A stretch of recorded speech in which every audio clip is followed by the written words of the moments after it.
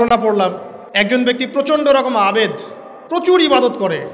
আপনারা জানেন ইবলিসও কিন্তু আবেদ ছিল, ইবলিস কিন্তু প্রচুর ইবাদত করেছে। এখন ওই ব্যক্তির একজন বন্ধু ছিল, এটা বানু ইসরাইলদের ঘটনা। তো সেই বন্ধু পাপী ছিল, বিভিন্ন কবিরা গুনাহ করত।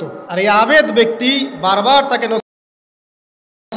তুমি পাপ করছো, গোনা ছেড়ে দাও। তখন সেই ব্যক্তি যে পাপ করছে সে বলতো যে আল্লাহ কি তোমাকে আমার রক্ষক বানিয়েছেন? আল্লাহ কি তোমাকে আমার উপর দারোগা বানিয়েছেন?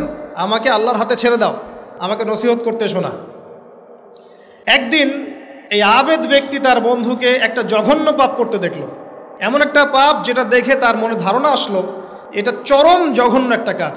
তখন সে মুখ ফসকে বলে ফেললো যে আল্লাহ তোকে আর মাফ করবে না, আল্লাহ তোকে জান্নাত।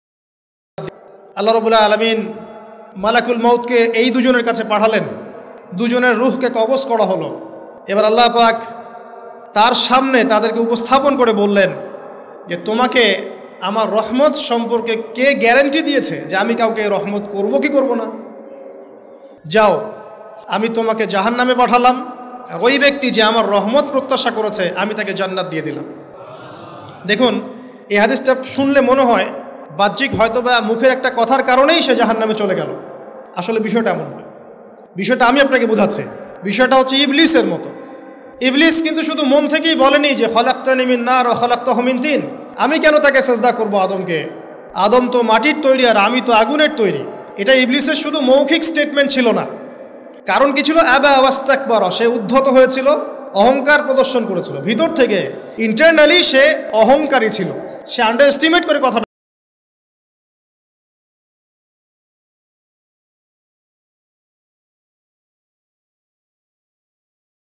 এমনই, সে মন থেকে অহংকারী হয়ে উঠেছিল, যদিও বা সে আবেদ ছিল।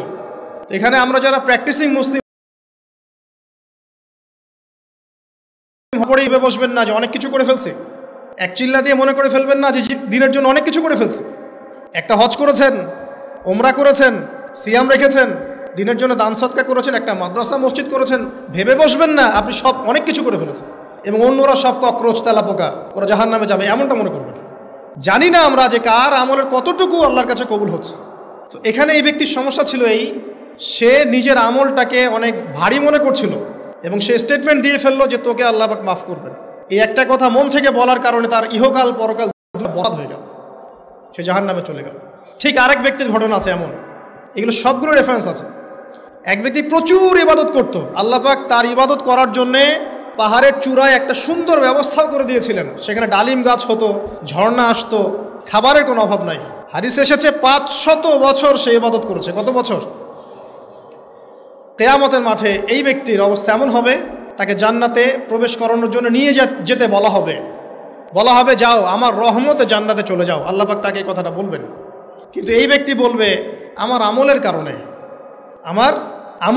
আল্লাহ পাক বলবেন আমার রহমতে জান্নাতে চলে যাও। ব্যক্তি বলবে আমার আমলের কারণে। আল্লাহ রাব্বুল আলামিন তখন তাকে দেওয়া সমস্ত নেয়ামতগুলোকে এক পাল্লায় করবেন আর তার সমস্ত আমলকে আরেক পাল্লায় করবেন। তারপর দেখা যাবে আল্লাহর সমস্ত নেয়ামত তার একটা চোখের সমান হয় নাই। কথা কি বুঝতে পারছেন? একটা চোখের যে নেয়ামত আল্লাহ পাকের, সমস্ত আমলও 500 বছরের ইবাদত এতটুকু হয়নি। তারপর তাকে বলা হবে ওকে জাহান্নামে নিয়ে যাও। এবার জাহান্নামে যাওয়ার সময় সে বলবে আল্লাহ তোমার রহমতে আমাকে মাফ করে দাও। তখন আল্লাহ পাক তাকে আবার ডেকে নিয়ে আসবে, বলবেন যে তোমাকে যে আমি ইবাদত করার জায়গা করে দিয়েছিলাম, এটা কি তুমি নিজে করেছো না আমি করেছি? সে বলবে আপনি করেছেন। তোমাকে যে আমি সৃষ্টি করেছিলাম তখন কি তুমি কোনো আমল করেছিলে?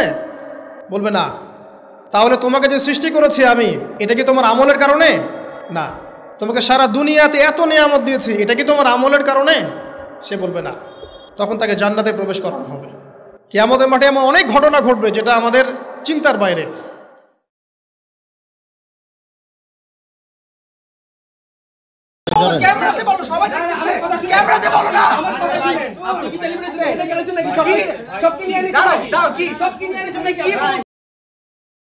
ও বলছে নাকি প্রত্যেকটা কাস্টমারকে এভরিডে একটা করে আইফোন গিফট করবে রমজানের শেষ পর্যন্ত। কত বড় মিথ্যুক!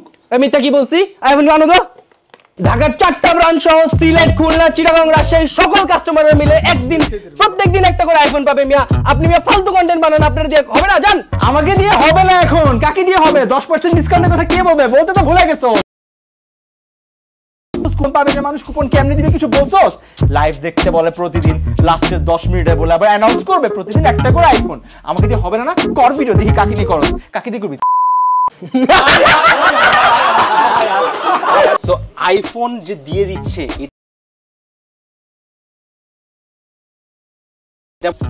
এভরি সিঙ্গল ডে পাচ্ছে প্রমাণ সহ কুপন টুপন দিয়ে 10 মিনিটে উই আর শোয়িং যে কিভাবে এটা রিয়েল। যতগুলো ব্রাঞ্চ আছে না কেন, সিলেট, চিটাগাং, রাজশাহী, খুলনা, যমুনা, ধানমন্ডি, বসুন্ধরা যতগুলো আউটলেট আছে কেন, সবগুলো আউটলেটে যারা আমাদের প্রত্যেকটা কাস্টমার, সেটা একটা টি শার্ট কিনুক, একটা শার্ট কিনুক, একটা স্নিকার কিনুক, একটা what ever it is without accessories, যা কিছুই কিনুক না কেন, তার কুপন ড্রপ করতে পারবে। এন্ড যারা অনলাইন থেকে পারচেজ করতেছে তাদেরটা আমরা ড্রপ করে দিব, কারণ তারা বিল করতেছে। সো বিলিং থেকে আমরা অ্যাকুইরিয়ামের মধ্যে ড্রপ করব।